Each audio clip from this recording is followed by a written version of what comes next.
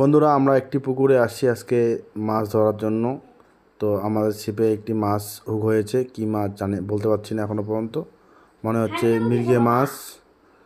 তো এখন মির্গে মাছটাকে তুলে নেব, আমরা আস্তে আস্তে করে নিয়ে আসতেছি। এটা নতুন পুকুর, এটা আজকে আসছি টেস্টিং করার জন্য। তো কেমন মাছ খাচ্ছে, কেমন মাছ না খাচ্ছে। টাবলুদা আসছে, আলতাফদা আসছে আমার সাথে। সমেত মাছ ধরবো আমরা আজকে তিনজন মিলেই।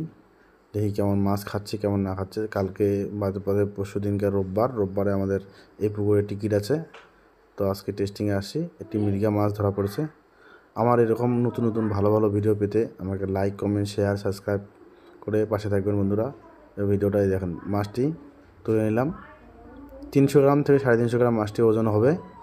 মাছটি এখন ছেড়ে দিতে হবে জলের মধ্যে আবার।